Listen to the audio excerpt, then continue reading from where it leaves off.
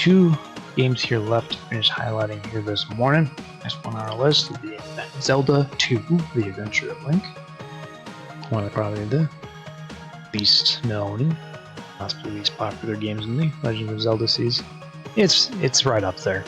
It's definitely harder than it has any reason to be, but at least a lot of the runs they have on here aren't as complicated as the full game is. You never go beyond the first world, the first dungeon, so take a look at this first one. Just gotta defeat 3 enemies. You got moblins after you, you got slimes, you got all kinds of things in your way.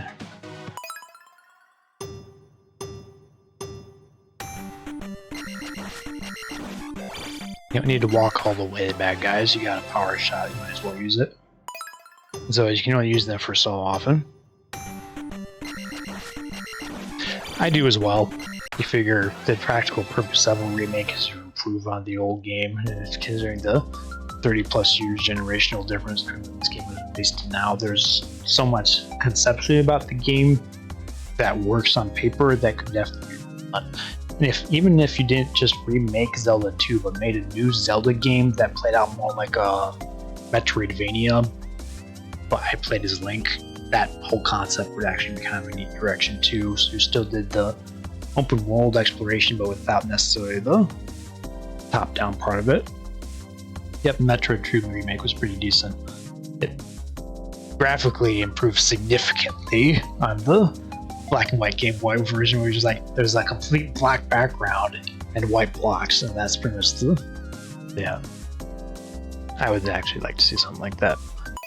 But yeah, it's not too hard. Just make sure to take out that slime from a distance so you can get it done quick, and then make sure to blast those 2 with your long range before they stab you with their pokey sticks. Alright, next one, leveling up. Get a treasure bag and increase your level. It's right there. Go get it. Pog. Man. It literally is. It literally is quite a simple stage. You just walk straight forward and grab it. That's it. That's all you have to do. Important thing to note is that you don't grab power-ups in this game by walking into them. You have to poke them with your sword. So. And then you also, I think, have to go through the process of leveling up too, if I remember that properly. You don't have a run button, so it's just a matter of walking forward. So as soon as you get close enough, jog down, stab, and once that screen pops up,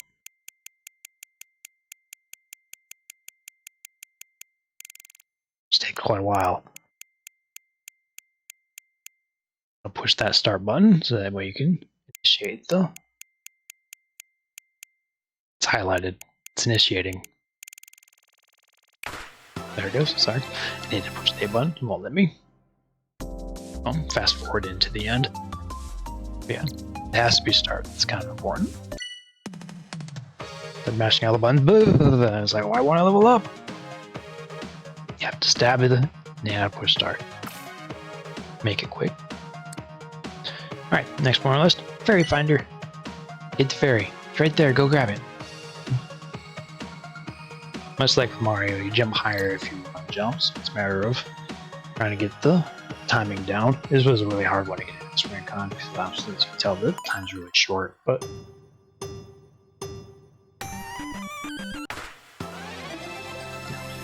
basically the same thing they do in the demonstration. You just turn around slightly sooner than the demonstration.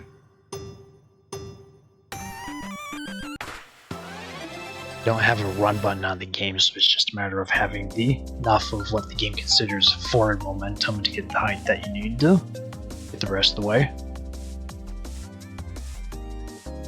It was not a long game, no, not whatsoever. But yeah, it wasn't bad. I like that they decided to take that route and designed it to do the same open world thing with little open world bad guys things and the transition points where you do all the sides from platforming. I liked it. As always, you gotta trust the indie devs to work on the retro style remakes. So we get a lot of companies will actually just ask them to work on it. I think there's a Contra game thing Konami did. Way Forward worked on as well. that Clock Tower remake WayForward worked on. Quite a few ones that WayForward's actually done. And then some other companies that Daemu and the devs that work on the Windjammers one, they started doing like the Streets of Rage and whatnot. So typically, because the big companies that want to make AAA games aren't gonna, these me remake Zelda 2, right? So AAA companies typically aren't gonna make much money off of the relatively simple indie style retro games. So that's a side effect. It works easier to license out to a smaller company that's more than willing to put in the effort to make money off of it after the fact. The licensing company gets their cut afterwards. It's made, everyone rejoices. Otherwise, you get things like Mega Man 11, which Capcom will put the time into and go like, sweet, and that's kind of the mediocre reception as an indie game is going to get compared to a AAA game, and then it's kind of like, I don't know why we do this anymore. I thought Mega Man 11 wasn't necessarily the best game in the series one way or the other, but cold wind reception, yeah, it's like, what are you going to do? I tell you, each and every time you pop up, the best viewers are already here. It's you. You know who you are? Yep. Alright, moving along to cliff jumping. Across the cliffs. Jump. Jump. Jump. Jump. Stop there. Jump. Going a little slow there, Link.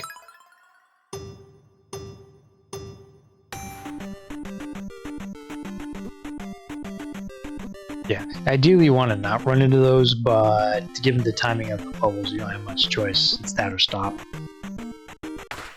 I'm not going to argue which is faster, but I recommend not stopping. You have enough health, so that part of it's not really problematic, but there is some slight stuttering, as you can tell in this forward momentum when he takes a hit, which isn't ideal. Again, when your option is to stop, you're going to have to press forward either way. But it's like the other ones, about as straightforward as you're going to get. Just walk forward, get there, get it done. Alright, the low-key hero. The travel in part of the first dungeon here, which is important to note because you'll need to remember all this for later. Just do the full dungeon run through. Basically, you're just cruising all the way to the left. Keep going, Link. Don't let anything get in your way. Key. So you have to stab again. That's the important thing. That's how you pick up items. Yeah. You don't need to wait for it to get all the way down. Just walk off midway. Jump your way across them. Ignore the slimes. They ain't gonna hurt nobody. There's the Stalfos. Hello. Back for you later. This guy from a distance, because might as well. Got the last four. Get the key. Easy peasy. Not much you really need to worry about that there. Just as always, make sure you remember where the first handful of enemies are from the start so that you're not worrying about them. They don't move exactly fast, so you got plenty of time to react to them, so just jump over the heads and make them for the rest of the stage. Basically just walking until you get to this part and then just swing your sword, blam, good to go. I don't even know a good way to improve that. Alright, next stage here, no bones about it. Gotta feed the Stalfos. So we literally left off where we just were in the other one. That Stalfos we left on the cliff earlier, and chasing you into the tunnel, so take him out.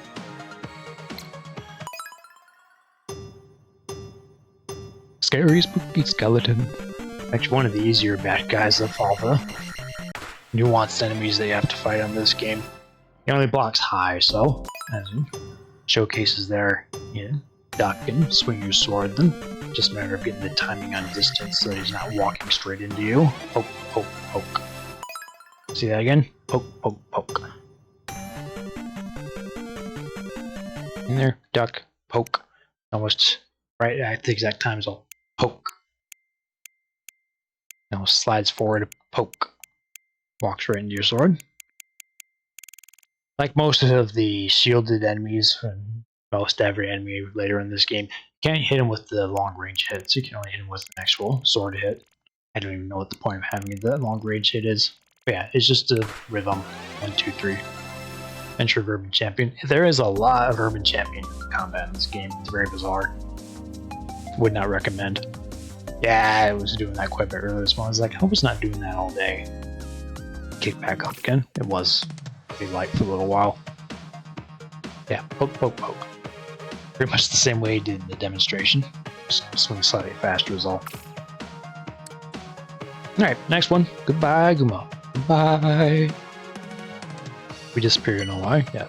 I'm hoping it won't suck too much. This one's actually currently in the championship stuff for the week here, so I managed to actually improve the time a bit.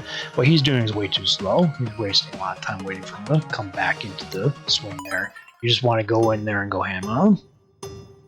He doesn't have any.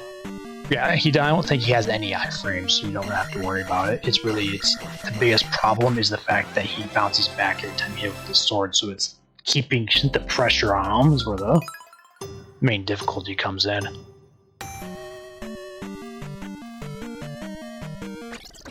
So you want to watch out for those, but as long as you're maintaining a forward momentum and do a short jump, you won't run into them, so just don't worry about them. That's the hard part I had, was coming in at just the right angle to slide in, poke him, and then maintain that forward momentum so that I can drop off here to poke him again. But like I said, every time you do, he keeps falling back, so then it's just a matter of badgering him against the wall here. And if you can get the timing down to time, so you see like there where I missed I wanted to jump at him from that final hit and then do a jump hit instead, but so the slight timing that you can get there, but the important thing is to not let up on your swings, just keep moving forward and laying that sword into him. Just a hard balance between getting close enough to him to hit him with the sword and not so close that I'm walking straight into him. There. That's what I wanted. I want to get him on that upswing.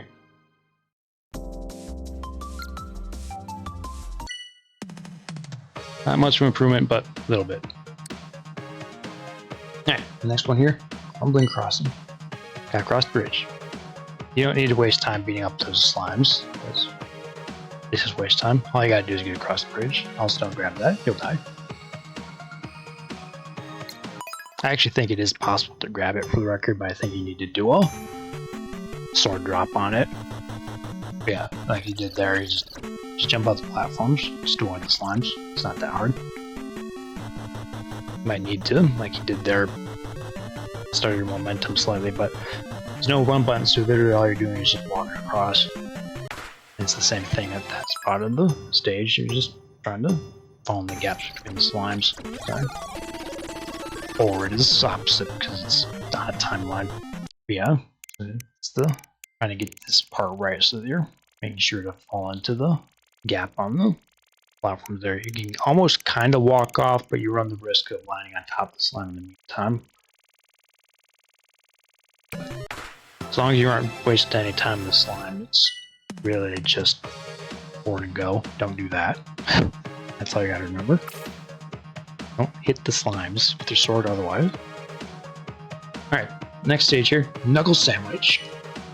Classic enemy here in the Zelda games are Knuckle, and one of the most prolific and unpleasant enemies to fight in the game. Fight an awful lot of them, they only get harder.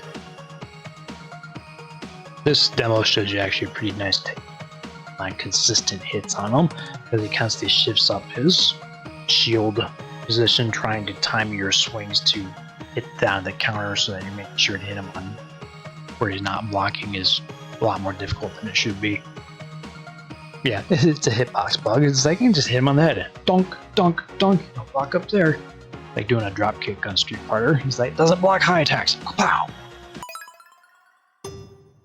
But there's a very particular rhythm, and again, the distancing that make doing that a practice, practice, practice thing.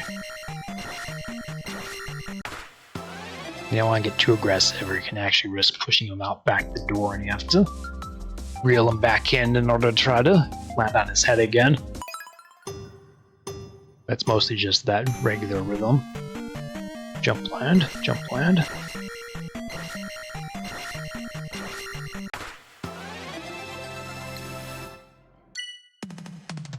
As long as you can keep that rhythm maintained, not too much trouble.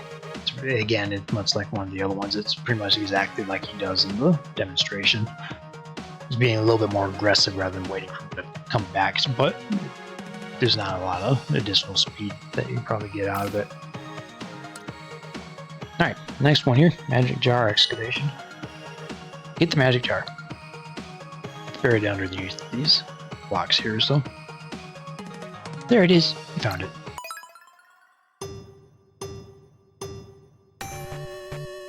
I want to get to it as quickly as possible. You see what he did there? Instead of jumping to the platform and then jumping a second time, you just use the downward swing as your jump. It saves quite a bit of time that way. Rather than jumping on top of the block first, then jumping into a down thrust. It's all in one swing. Then you just have to dunk dunk. Have the potion. Good to go.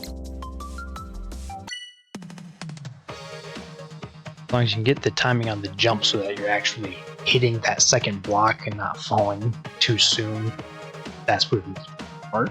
You don't want to jump too early so that you're dropping through that first set of blocks, then the second one will take quite a bit longer to get to the potion that way. It's otherwise not too troublesome. Alright, on to the master stage here. Neigh Slayer. Defeat Mazura, the horse-headed enemy. In a lot of ways, it's basically the exact same thing. Iron Knuckle, you're just jumping out on the wall with the head. The hardest part is much like with the Iron Knuckle is that as you keep attacking them, you keep sending them further and further back, so then you have to kind of keep doing this, and then reel them back in, and then reel them back in, and be quite as aggressive as you want to be.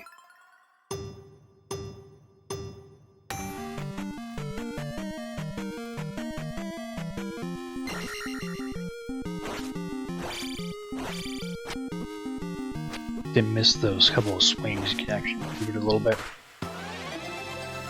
It's where it's nicer when you play stages like this where they're not asking that much for timing is concerned, which is always nice to see.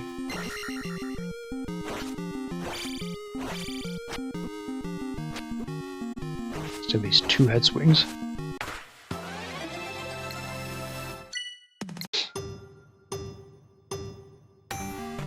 I was hoping to get a little bit more time by being able to get him from that side rather than.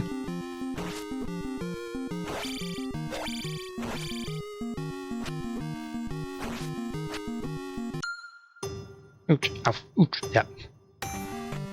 It's not going as well as I wanted.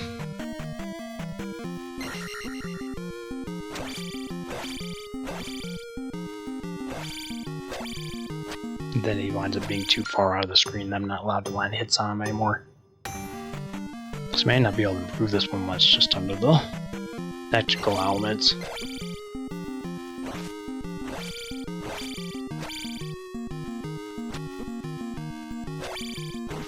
So like I said, he was fortunate that he wasn't knocking back as far, so. Again, you can at least, as a proof of concept, there's a pretty wide margin for error for trying to ring in this one, so as long as you're able to land the hits relatively consistently, you're good to go. You get a lucky break and you're not knocking them back as far from your hits, so much the better, but I'm not quite certain how to get that level of control with the sword hits to keep them from being pushed back. But such is life. Alright, so the next one, Rebonack Attack. Defeat Rebonack. I don't get the name sometimes. He's an interesting boss. He rides in on a little robo horse. Eventually, there he goes. It's really more like a hopper car shaped like a horse. There's no legs. You gotta wait an awful long time, but the whole trick is that you have to do a sword drop on top of them, so you jump and press down with the in order to land on top of them, kind of like a logo jump on DuckTales. And then you're just fighting a regular Iron Knuckle after that. Hardest part is just wait for him to do that back and forth thing with his jousting horse. Come on, buddy.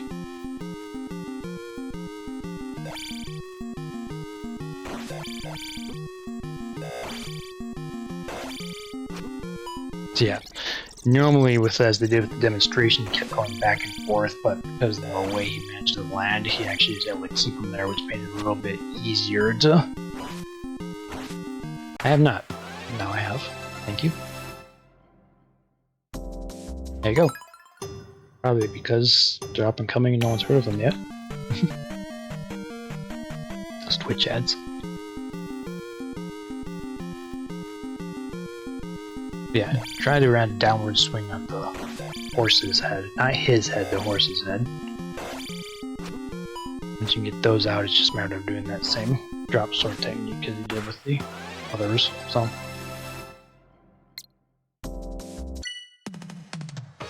Don't worry about taking too much damage. If you can get him over there, then like I said, you're benefiting because you're not having to waste the time like he was with waiting for the horse to come back each time. And he comes back with the dash and you're like, oh, goodbye. And then have to wait for him to come back over here again. You don't want to do that. No one got time for that.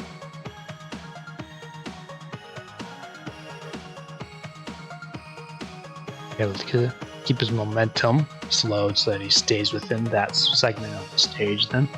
Not have to waste much time on it.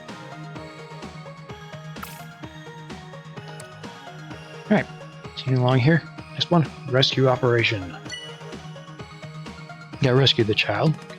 It actually gives you an excuse to do the overworld part of the game. Most everything else so far has always been with the side-scrolling sections. Find your way through that maze. It's a little section here, and then bypass the enemies so you can rescue the kid at the end of the line. It really is about as straightforward as I showed in the demo, because there's no way for you to make it down this path faster, so you're just trying to get to that specific spot. And it's just running forward around this guy. That's it, just like they showed. It shouldn't be too hard to try to get a S-rank account. There's not really a lot you can mess up aside from taking too long getting through the lizard there. I don't know how tight the asking time is, maybe under 19 seconds, so you gotta do it like, just like that or whatever, but it shouldn't be too much trouble. Alright, last master one here, Firefight. Do another boss stage, this time against Parapa.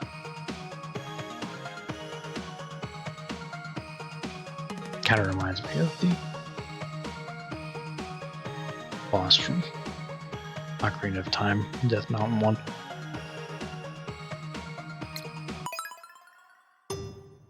Yeah, it's actually a pretty straightforward boss.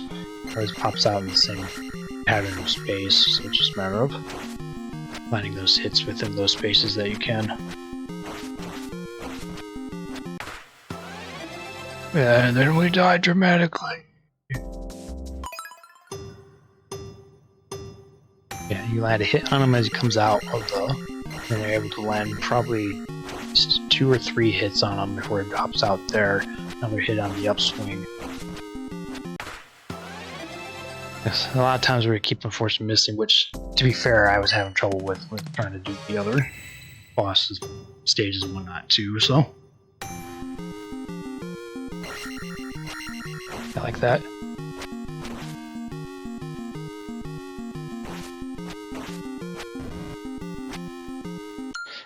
Getting on that upward swing, I can't quite seem to swing the sword fast enough.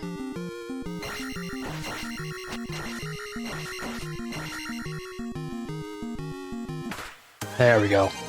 Much better. You can get those hits landed on him while he's sitting still, and ideally not get hit by the fireballs. And you're able to get quite a bit of a improvement on the timer. And no death. It's less dramatic. So sacrificial heroism at the end. Alright, that takes us to the last challenge here for Legend of Zelda set, Parapa Palace. The original Parapa. Kick, punch. Yeah, you're basically doing a full run of the first dungeon here. Zelda 2. Parapa Palace anti-sightseeing tour. 2 keys will do. Shortest route requires just 2 keys. Avoid fights by hopping over enemies to defeat the boss, and then put the crystal in statue to clear the palace. Alright, left is right. Head to the left as soon as you arrive. Dash for the first key. So you pop down here, take the elevator, dash over there, grab the key like we did in the demonstration, make your way back from the key, right to that first Stalfos, like we did in the demonstration, and make your way to that first gate. Both the key with the sword, pick it up, and rush back to where you came. Have to poke items, pick them up. Door of Destiny. Get through the door once you have the key, but you're not done yet. Steal your nerves and press onward. Ignore that elevator, there's nothing down there. At least not for you. There's actually a power up there that game as you further on you would want to grab it, but in that speed running we don't need power-ups for game we're not continuing to play. Alright, so then you get to the next elevator, take that up to find the key. End of the line there, grab the key and flee. Once you get the key, turn around and go back to the elevator. All the way down. Don't worry about the ferry, you need health. Then you have to fight one of those iron knuckles. Fighting, jump, and then press B to attack with the sword as you fall. Also use shield magic in case you want, not worry about taking too much damage. And of course, you get to the boss at the end. Open the Zura, fly again earlier. Time taking the boss. Jump, strike Missouri's head. Once you hit one, grab the key, keep moving. There's the goal at the end. Check out the replay of it, but definitely not doing a rerun through of it again. The longer ones, while there's often a lot more spaces to do improvements, there's also a lot more places to make mistakes.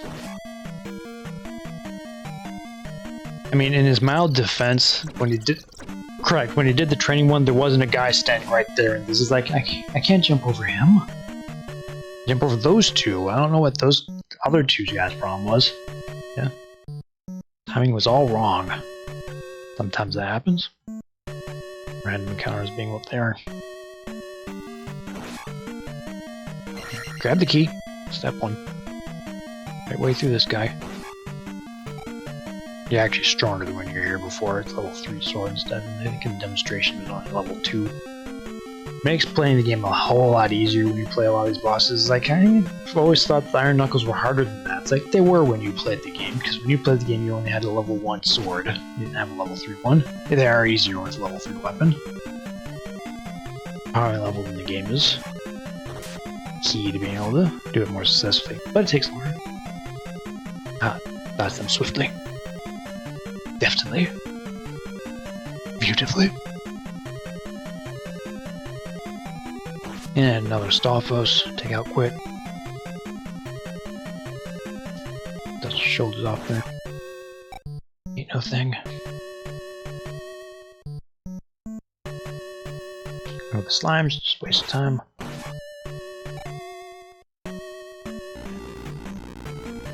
Almost forgot where he was going. Up first. Wasted extra time trying to do the transition and like, dang it, I didn't want to be down here. Back the other way.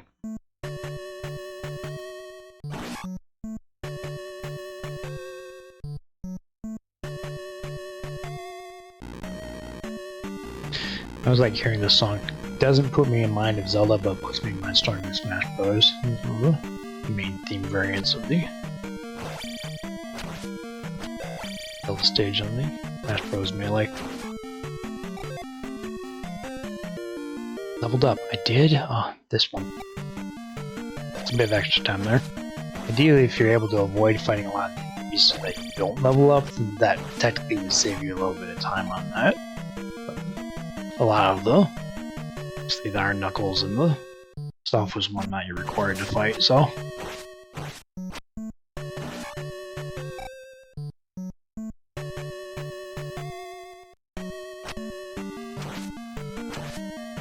They don't let you past them. Kind of annoying that way. You may be able to push them all the way through to the other side just as long as you don't mind taking the hit, but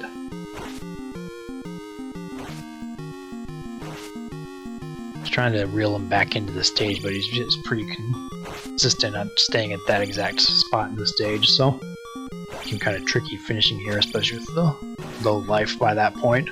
Like, don't hit me again. Grab the key. It ties the charm. There you go. So I guess to point out, there's a number of different places where you can speed up the process, but as you maintain that forward momentum, then in that aspect shouldn't be too much of a problem. And that takes care of yet another one of our game sets here, so definitely your best trying to see how quickly you can get all those stages run through.